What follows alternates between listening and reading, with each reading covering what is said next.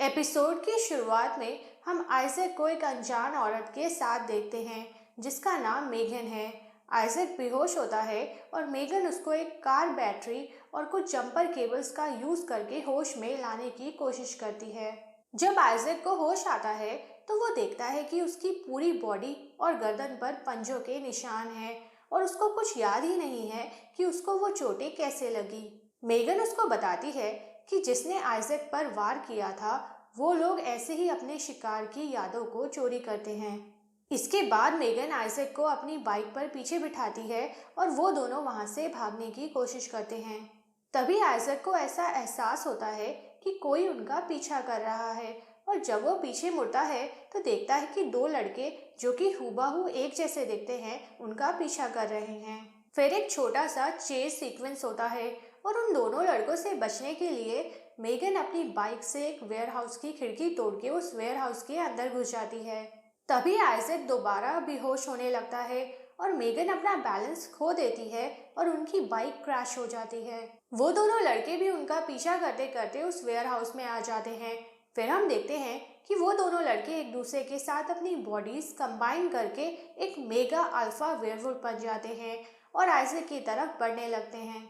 लेकिन इससे पहले कि वो आइजैक को नुकसान पहुंचा पाए, मेगन उन पर अपनी एक स्पेशल गन से शूट करती है जिससे उस वेयरवुल्फ को करंट लगता है और वो दोनों लड़के दोबारा अलग हो जाते हैं और कुछ सेकंड्स के बाद वहां से गायब हो जाते हैं। फिर सीन शिफ्ट होता है और हम स्कॉट और साइल्स को देखते हैं। वो दोनों एक टैटू पार्लर में होते हैं जहां स्कॉट अपनी बॉडी पर एक टैटू बनवा रहा होता है। साइल्स कहता है कि टैटूज के पीछे कुछ मीनिंग होना चाहिए, लेकिन जो टैटू स्कॉट बनवा रहा है उसके पीछे तो कोई भी मीनिंग नहीं है। स्कॉट कहता है कि उसको बस वो डिजाइन अच्छा लगा, इसलिए स्कॉट वो टैटू बनवाना चाहता है। थोड़ी देर बाद जब वो दोनों उस टैटू शॉप से बाहर निकलते हैं तो स्कॉट को उसी जगह बहुत दर्द होने लगता है जहां उसने वो टैटू बनवाया है। जब वो अपने टैटू को अनकवर करता है तो देखता है कि उसका टैटू उसकी वेयरवुल्फ पावर्स की वजह से हील होकर मिट गया है। ये देख के साइल्स खुश होता है क्योंकि उसको स्कॉट का वो टैटू डिजाइन पसंद ही नहीं आया था। फिर हम लिडिया और एलिसन को देखते हैं जो कि एक डबल डेट पर जा रहे होते हैं जो कि लिडिया ने ही प्लान की है। एलिसन इस प्लान से सहमत नहीं होती क्योंकि वो इतनी जल्दी दोबारा किसी और को डेट नहीं करना चाहती है। उन दोनों की बातों से हमें पता चलता है कि स्कॉट से ब्रेकअप के बाद एलिसन अपने डैड के साथ फ्रांस चली गई थी और पिछले 4 महीनों से वो वहीं रह रही थी और अभी कुछ दिन पहले ही बीकन हिल्स वापस लौटी है। हमें ये भी पता चलता है कि जैक्सन और लिडिया का भी ब्रेकअप हो गया है। डेरिक से वेवुल्व्स के सारे तौर तरीके सीखने के बाद जैक्सन लंदन चला गया था और अब वहीं रहता है। लिडिया अपनी कार एक रेड लाइट पर रोकती है। तभी हम देखते हैं कि स्कॉट और स्टाइल्स भी उसी रेड लाइट पर रुकते हैं। वो दोनों एलिसन के बारे में ही बात कर रहे होते हैं। स्कॉट कहता है कि उसने पूरा समर वेकेशन एलिसन से कोई भी कांटेक्ट नहीं किया, ना ही कोई मैसेजेस, ना ही कॉल किया। वो एलिसन को थोड़ा स्पेस देना चाहता है। स्कॉट को ये भी लगता है कि एलिसन अब बीकन हिल्स वापस नहीं आएगी।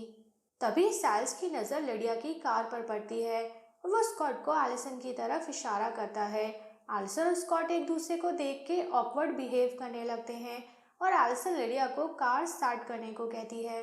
स्टाइल्स ट्रैफिक लाइट के ग्रीन होने का वेट करता है और फिर कार दोबारा स्टार्ट करता है। स्टाइल्स को लगता है कि स्कॉट को एलिसन से बात करनी चाहिए, लेकिन स्कॉट मना कर देता है। उन दोनों को ये लगता है कि कहीं लिडिया और एलिसन को ये ना लगे कि वो दोनों उनका पीछा कर रहे हैं, इसलिए स्टाइल्स अपनी जीप रोक देता है। एलिसन को लगता है कि उसको स्कॉट से बात करनी चाहिए, इसलिए वो लिडिया को कार स्टॉप करने को कहती है। तभी अचानक से एक हिरन उनकी कार से टकरा जाता है जिससे वो दोनों बहुत डर जाती हैं। स्कॉट और स्टाइल्स भागते हुए उनके पास आते हैं और चेक करते हैं कि वो दोनों ठीक तो हैं। लिडिया कहती है कि उसने उस हिरन की आंखें देखी थी, वो बहुत बौखलाया हुआ था। स्कॉट उस हिरन को टच करता है और उसको एहसास होता है कि वो हिरन डरा हुआ था, बहुत ज्यादा डरा हुआ। तभी स्कॉट नोटिस करता है कि आसमान में चांद ऑलमोस्ट पूरा हो चुका है, यानी कि फुल मून बस 1-2 दिन ही दूर है। फिर हम देखते हैं कि आइजैक और मीगन को हॉस्पिटल लाया जाता है। स्कॉट की मॉम मेलिसा आइजैक से पूछती हैं कि वो अपनी वेयरवुल्फ पावर से हील तो हो जाएगा ना। आइजैक कहता है वो अपनी पावर से ठीक हो जाएगा। वो मेलिसा को मीगन के पास जाने को कहता है, क्योंकि उसको ट्रीटमेंट की ज़्यादा ज़रूरत है। मीगन मेलिसा से कहती है कि उसको जल्द से जल्द अल्फा से मिलना है। मेलिसा पूछती है कि उसको डेरिक हेल से क्या काम है। मीगन कहती है कि वो डेरिक की नहीं, स्कॉट मैककॉल की बात कर रही है, लेकिन मेलिसा मीगन की ये स्कॉट वाली बात सुन नहीं पाती। समर वेकेशंस के बाद स्कूल का पहला दिन होता है। एलिसन थोड़ा नर्वस होती है, तो उसके डैड कहते हैं कि वो चाहे तो कुछ और दिन स्कूल से छुट्टी ले सकती है, लेकिन एलिसन कहती है कि वो कब तक ऐसे छुपती रहेगी, कभी ना कभी तो उसको स्कॉट को फेस करना ही होगा। स्कूल के पार्किंग लॉट में स्कॉट नोटिस करता है कि वहाँ 2 नई बाइक्स पार्क्ड हैं। इसके बाद वो साइल्स से मिलता है और कहता है कि वो सोच रहा है कि अपने टैटू के बारे में डेरिक से बात करे। डेरिक की बॉडी पर भी टैटू है, तो ज़रूर कोई ना कोई तरीका होगा जिससे वेयरवुल्व्स अपनी बॉडी पर टैटू बनवा सकें। स्टाइल्स नोटिस बोर्ड की तरफ पॉइंट करता है और कहता है कि डेरिक अभी बहुत बिजी है। नोटिस बोर्ड पर बॉयड और एरिका के मिसिंग होने के पोस्टर्स लगे होते हैं। लिडिया और एलिसन भी स्कूल में होते हैं और लड़कों के बारे में बातें कर रहे होते हैं। एलिसन कहती है कि सिंगल होना इतना भी बुरा नहीं है, अब वो लोग खुद पर फोकस कर सकते हैं। लिडिया कहती है कि उसको बॉयफ्रेंड नहीं, बस एक डिस्ट्रैक्शन चाहिए। तभी स्कूल में वो हमशक्ल लड़के एंट्री मारते हैं जो एपिसोड की स्टार्टिंग में आइजैक के पीछा कर रहे थे। तभी मेगन को अचानक से हॉस्पिटल में होश आता है और वो बहुत डरी हुई होती है। मेलिसा आइजैक की बैंडेजेस हटाती है तो देखती है कि उसके घाव धीरे धीरे खुद ही हील हो रहे हैं। वो कहती है कि थोड़ी देर बाद आइजैक को सर्जरी के लिए ले जाया जाएगा, जिसकी आइजैक को जरूरत भी नहीं है। मेलिसा को समझ नहीं आ रहा कि वो लोग आइजैक की हीलिंग पावर्स को डॉक्टर्स को कैसे एक्सप्लेन करेंगे। उनको मदद की जरूरत है। आइजैक मेलिसा को डेरिक को कॉल करने को कहता है। मेलिसा कहती है कि वो बहुत बार ट्राई कर चुकी है, लेकिन डेरिक अपना फ़ोन नहीं उठा रहा है। आइजैक कहता है कि अब स्कॉट ही उनकी हेल्प कर सकता है। शेरिफ भी इंक्वायरी करने हॉस्पिटल आ जाते हैं। वो मेगन से पूछताछ करना चाहते हैं क्योंकि उसके पास बहुत सारे इलीगल हथियार थे। मेलिसा कहती है कि मेगन अभी बेहोश है क्योंकि डॉक्टर्स ने उसको बेहोशी की दवाई दी है। जब वो होश में आएगी तब शेरिफ उसका बयान ले सकते हैं। तभी हम देखते हैं कि मेगन अपने हाथ से आईवी निकाल देती है ताकि वो हॉस्पिटल से भाग पाए। स्कूल में सभी बच्चे अपनी नई इंग्लिश टीचर मिस ब्लेक से मिलते हैं, जो क्लास से पहले सभी स्टूडेंट्स को अपने फ़ोन स्विच ऑफ करने को कहती हैं। इसी वजह से मेलिसा स्कॉट को कांटेक्ट नहीं कर पाती।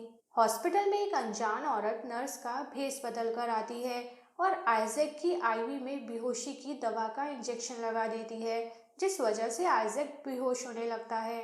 वो अनजान औरत आइजैक को कहती है कि वो आइजैक को इस बार भागने नहीं देंगे। तभी आइजैक नोटिस करता है कि उस औरत के पास भी वेयरवुल्व्स जैसे पंजे हैं और उसकी आंखें भी एक अल्फा के जैसे रेड ग्लो कर रही हैं। इसके बाद वह अनजान औरत मेगन के रूम में जाती है, लेकिन मेगन वहां से ऑलरेडी भाग चुकी होती है। स्कूल में क्लास के दौरान एलिसन स्कॉट को पेपर नोट पर एक मैसेज पास करती है कि वो स्कॉट से बात करना चाहती है, लेकिन इससे पहले कि स्कॉट को जवाब दे पाए, प्रिंसिपल उनकी क्लास में एंटर करते हैं और स्कॉट को बताते हैं कि उसको उसकी मॉम ने अर्जेंटली हॉस्पिटल बुलाया है। क्लास के बाहर मिस ब्लेक स्कॉट को वार्निंग देती हैं कि वो इस बार स्कॉट को ऐसे क्लास बीच में छोड़ के जाने दे रही हैं, पर वो होप करती हैं कि स्कॉट इस चीज़ को अपनी आदत ना बना ले, क्योंकि उन्होंने स्कॉट का पिछले साल का अटेंडेंस रिकॉर्ड देखा है जो कि बहुत ही डिसअपॉइंटिंग है।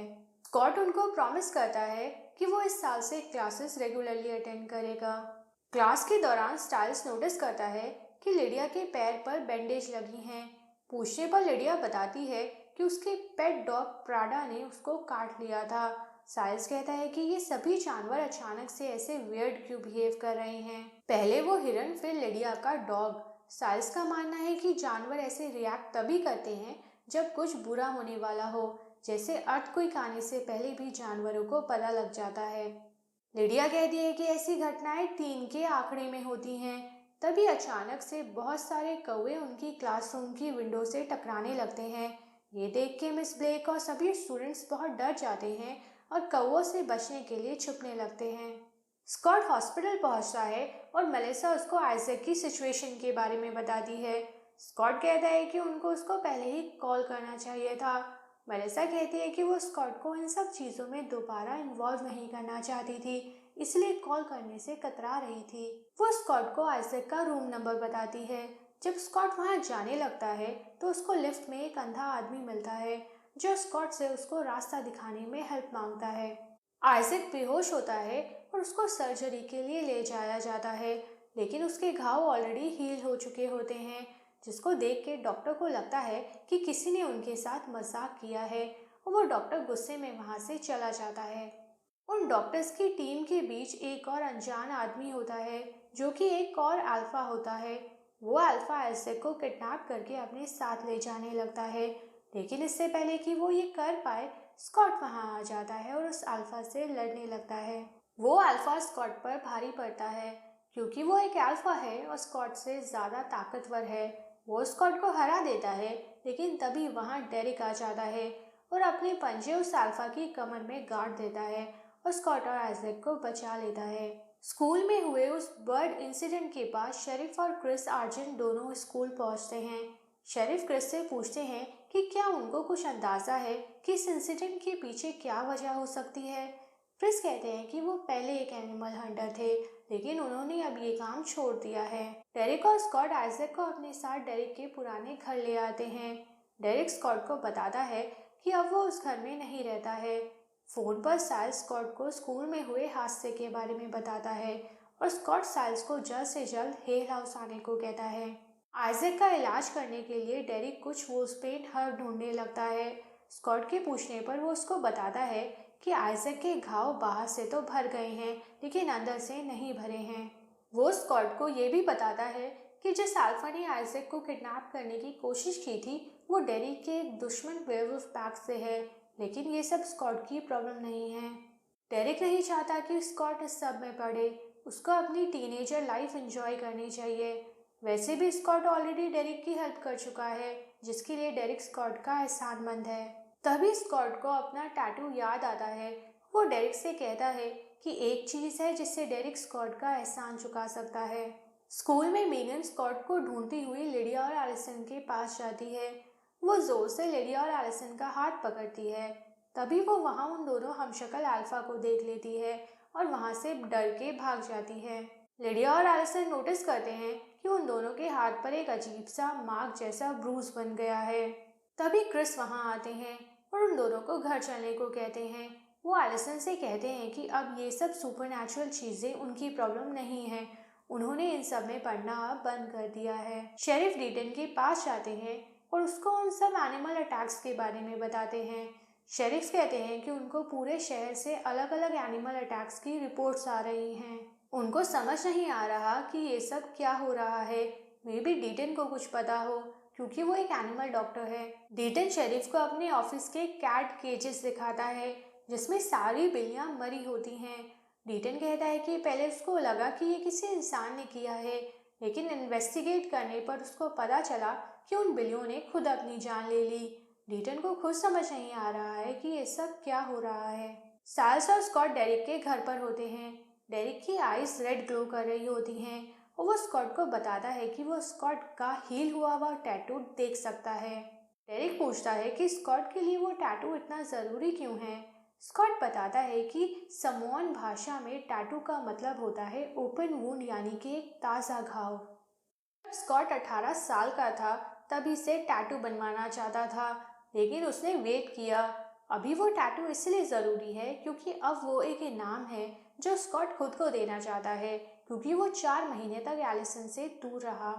उसका बहुत मन करता था एलिसन से बात करने का, लेकिन स्कॉट ने कभी एलिसन को कांटेक्ट नहीं किया। स्कॉट को लगा कि शायद वक्त के साथ सब कुछ ठीक हो जाएगा और वो एलिसन को भूल जाएगा, लेकिन अभी भी सब कुछ वैसा ही है और एलिसन का प्यार उसके लिए एक ओपन वुंड की तरह ही है। इसलिए वो टैटू इतना ज़रूरी है। इसके बाद डेरिक एक ब्लो टॉर्च से स्कॉट का टैटू वाला एरिया जलाने लगता है, जिससे स्कॉट को बहुत दर्द होता है और वो बेहोश हो जाता है। जब उसको होश आता है तो वो देखता है कि उसके हाथ पर वही टैटू है जो उसने टैटू शॉप में बनवाया था। स्कॉट कहता है कि उनकी लाइफ में चीज़ें इतनी जल्दी जल्दी बदल रही हैं, एटलीस्ट नाउ वो टैटू तो परमानेंट है। डेरिक के घर से निकलते वक्त स्कॉट नोटिस करता है कि डेरिक ने अपने घर का दरवाज़ा बस एक साइड से पेंट किया हुआ है, स्कॉट को शक होता है और वो अपनी पंचों से वो पेंट उतार देता है। उस पेंट के पीछे अल्फा पैक का सिंबल बना होता है। स्कॉट समझ जाता है कि ये सब एनिमल अटैक्स उसी सिंबल से कनेक्टेड हैं और ज़रूर एक से ज़्यादा अल्फा हैं, तभी इतने सारे एनिमल्स अफेक्ट हो रहे हैं। पूछे जाने पर डेरिक उनको अल्फा पैक और उनके लीडर के बारे में बताता है। उनके लीडर को ड्यूक एलियन कहते हैं। बॉयड और एरिका को भी इसी अल्फा पैक ने किडनैप किया है और डेरिक, पीटर और आइजैक पिछले 4 महीनों से इसी अल्फा पैक को ढूंढने की कोशिश कर रहे हैं। इस पैक को रोकने के लिए डेरिक को और भी मदद चाहिए, तभी वो लोग इस अल्फा पैक को रोक पाएंगे।